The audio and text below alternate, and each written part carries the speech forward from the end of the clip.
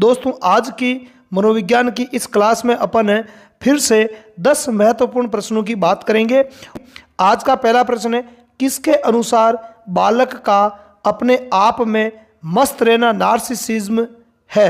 Option A है Jean पियाजे, option B Freud, option C Crow एवं क्रो, ऑप्शन डी गेसल और option ई में है अनुत्तरित प्रश्न। तो इस प्रश्न का जो राइट आंसर है वो हो जाएगा ऑप्शन बी फ्राइड। मतलब है सिगमंड फ्राइड के अनुसार बालक का अपने आप में मस्त रहना क्या कहलाता है? नार्सिसिज्म कहलाता है। क्या कहलाता है? नार्सिसिज्म कहलाता है। अगला प्रश्न है, चरित्र का आधार है ऑप्शन ए संवेग, ऑप्शन बी बुद्धि, ऑप्शन सी मूल प्रवृत्तियां, ऑप्शन डी अभिप्रेरणा और ऑप्शन ई में है अनुत्तरित प्रश्न। तो इस प्रश्न का जो राइट आंसर है वो हो जाएगा आपके ऑप्शन सी मूल प्रवृत्तियां। देखो चरित्र का जो आधार होता है, व्यक्ति के चरित्र का आधार होता है वो मूल प्रवृत्ति होती है ना। जिस प्रकार के व्यक्ति में संवेग होता है वैसे ही उसमें मूल प्रवृत्तियां उत्पन्न होती है और जैसी मूल प्रवृत्तियां व्यक्ति की होती है उसका चरित्र भी वैसा ही होता है। आगे बात समझ में। जबकि जो संवेग होता है वो व्यवहार का आधार होता है। संवेग किसका? संवेग व्यवहार का आधार होता है और मूल प्रवृत्तियां चरित्र का आधार होती है। अगला प्रश्न है, निम्नलिखित में से कौन सा क्रम सही है? तो इनमें से कौन सा क्रम सही है उसकी अपने को पहचान करनी है। ऑप्शन ए सर्वाधिक शारीरिक विकास शैशव अवस्था, बिल्कुल सही है। सर्वाधिक शारीरिक विकास है वो शैशव अवस्था में होता है, बिल्कुल सही है। अगला है बी, ऑप्शन है बी है सर्वाधिक शारीरिक परिवर्तन किशोर अवस्था, बिल्कुल ये भी सही है। जो सबसे ज़्यादा जो शारीरिक परिवर्तन देखने को मिलते हैं है ना वो किशोर अवस्था में होते हैं और सर्वाधिक शारीरिक विकास है वो शैशव अवस्था में होता है। दोनों ही कथन बिल्कुल एग्जैक्ट सही है। ऑप्शन सी है कल्पना जगत में विचरण। तो कल्पना जगत में विचरण पूर्व बाल्यावस्था, हाँ बिल्कुल सही है। कल्पना जगत में विचरण है वो पूर्व बाल्यावस्था का लक्षण है, जबकि कल्पना का जो बाहुल्य होता है वो किशोर अवस्था का लक्षण है। ध्यान रखना, कल्पना का बाहुल्य किसका लक्षण है? किशोर अवस्था का। और कल्पना जगत में विचरण करना किसका लक्षण है? पूर्व बाल्यावस्था का है। आगे बात समझ में। इसका मतलब है कि तीनों ही कथन सही है, इसलिए इसका जो राइट आंसर वो हो जाएगा ऑप्शन डी, उपयुक्त तीनों क्रम सही है। अगला प्रश्न है, चौथा प्रश्न है, शिक्षण में पुरस्कार की देन निम्नलिखित में से किस संप्रदाय की है? मतलब शिक्षा के क्षेत्र में पुरस्कार किसकी देन है? कौन से संप्रदाय की देन है? ऑप्शन ए है संज्ञानवादी संप्रदाय, ऑप्शन बी में है गेस्टोल्टवादी संप्रदाय, ऑप्शन सी में है व्यवहारवादी संप्रदाय, ऑप्शन डी में है संरचनावादी संप्रदाय और ऑप्शन ई में है अनुत्तरित प्रश्न।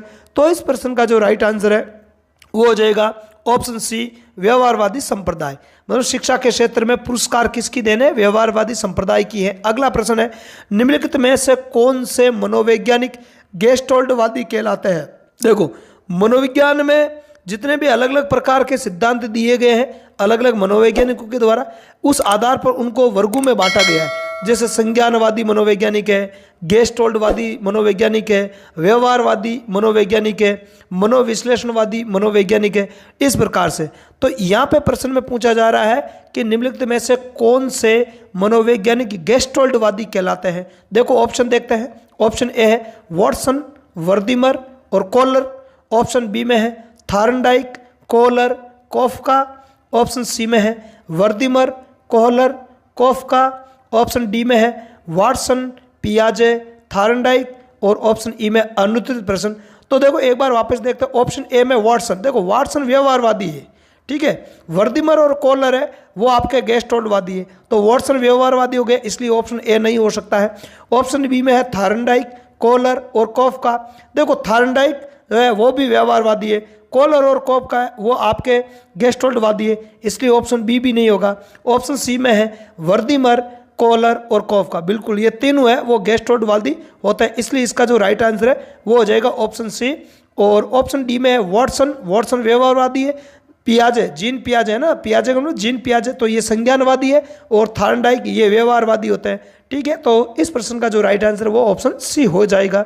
अगला प्रश्न है, दंड के स्थान पर पुनर्बलन को महत्व देने वाला सिद्धांत है। मतलब है एक बालक को दंड देने के स्थान पर पुनर्बलन मिलना चाहिए, तो ये बात या पुनर्बलन को महत्व देने वाला सिद्धांत कौन सा है? ऑप्शन ए है उद्दीपन अनुक्रिया का सिद्धांत, ऑप्शन बी में है अनुक्रिया उद्दीपन का सिद्धांत, ऑप्शन सी में है गेस्टोल्टवादी सिद्धांत, ऑप्शन डी में है पुनर्बलन सिद्धांत और ऑप्शन ई में अनुत्तरित प्रश्न।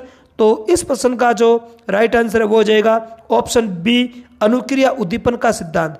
अब ये अनुक्रिया उद्दीपन का सिद्धांत किसका सिद्धांत है? स्किनर का जो क्रिया प्रसूत अनुबंधन सिद्धांत है उसी को कहते हैं, ध्यान रखना।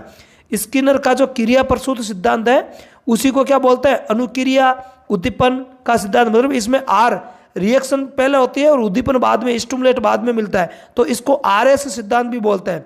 और उद्दीपक अनुक्रिया सिद्धांत जो ऊपर ए में दे रखा है, उद्दीपक अनुक्रिया सिद्धांत, उसको क्या बोलते हैं? एसआर सिद्धांत। क्या बोलते हैं? एसआर सिद्धांत। और गेस्टोल्टवादी सिद्धांत को क्या बोलते हैं? सूझ का सिद्धांत या अंतर्दृष्टि का सिद्धांत या समग्रता सिद्धांत। ठीक है, अगला प्रश्न है, सिगमंड फ्राइड के अनुसार मूल प्रवृत्तियों की संख्या है ना? सिगमंड फ्राइड के अनुसार मूल प्रवृत्तियों की संख्या कितनी है? ऑप्शन ए में है 2, ऑप्शन बी में है 4, ऑप्शन सी में है 14, ऑप्शन डी में है 7 और ऑप्शन ई में है अनुत्तरित प्रश्न। तो इस प्रश्न का राइट आंसर है वो हो जाएगा ऑप्शन ए 2। देखो, सिगमंड फ्राइड ने 2 मूल प्रवृत्तियां बताई थी, एक जीवन मूल प्रवृत्ति और एक मृत्यु मूल प्रवृत्ति। ठीक है, तो ये 2 प्रवृत्तियां बताई थी, कौन कौन सी? जीवन मूल प्रवृत्ति और मृत्यु मूल प्रवृत्ति। अगला प्रश्न है, विलियम मैकडूगल के अनुसार मूल प्रवृत्तियों की संख्या है। देखो, ये दोनों प्रश्न एक साथ लेने का मेरा उद्देश्य ये था ताकि आपके कंफ्यूजन निकल जाए। सिगमंड फ्राइड ने भी कहा था कि मूल प्रवृत्तियां होती है, उन्होंने 2 बताई थी, और विलियम मैकडूगल के अनुसार मूल प्रवृत्तियों की संख्या कितनी होती है? तो देखो, ऑप्शन ए है 2, ऑप्शन बी में है 4, ऑप्शन सी में है 14 और ऑप्शन डी में है 7।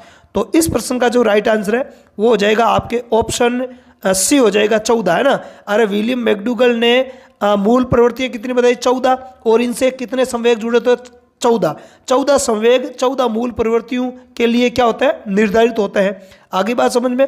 अगला प्रश्न 9वां क्वेश्चन है, क्रियात्मक अनुसंधान का उद्देश्य है, मतलब जो क्रियात्मक अनुसंधान होता है उसका क्या उद्देश्य है? ऑप्शन ए, नवीन ज्ञान की खोज, ऑप्शन बी, शैक्षिक परिस्थितियों में व्यवहार विज्ञान का विकास, ऑप्शन सी, विद्यालय तथा कक्षा की शैक्षिक कार्य प्रणाली में सुधार लाना, और ऑप्शन डी में है इनमें से सभी, और ऑप्शन ई में है अनुत्तरित प्रश्न। तो देखो, क्रियात्मक अनुसंधान का जो उद्देश्य होता है वो होता है विद्यालय की और कक्षा की कार्य प्रणाली जो होती है, शैक्षिक कार्य प्रणाली होती है, उसमें सुधार लाने का उद्देश्य होता है क्रियात्मक अनुसंधान का। इसलिए इसका जो राइट आंसर है वो हो जाएगा ऑप्शन सी। अगला प्रश्न देखते हैं। अगला और आज का अंतिम प्रश्न है, बालकों का मुफ्त एवं अनिवार्य शिक्षा का अधिकार 2009 देश में लागू हुआ।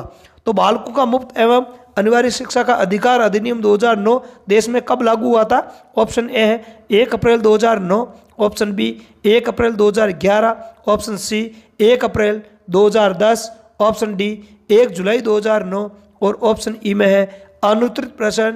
तो इस प्रश्न का जो राइट आंसर है वो हो जाएगा ऑप्शन सी, 1 अप्रैल 2010 से ये पूरे देश में लागू हो गया था। तो आज की क्लास में इतना ही पढ़ेंगे। क्लास यदि आपको अच्छी लगी है तो इस क्लास को अपने मित्रों में, अपने दोस्तों में ज़्यादा से ज़्यादा शेयर करना है। चैनल पर आप नए हो तो चैनल को सब्सक्राइब जरूर कर लेना है, साथ ही साथ बेल आइकन को प्रेस कर लेना है ताकि जैसे ही मैं कोई वीडियो अपलोड करूं उसका नोटिफिकेशन आपको तुरंत मिल जाए।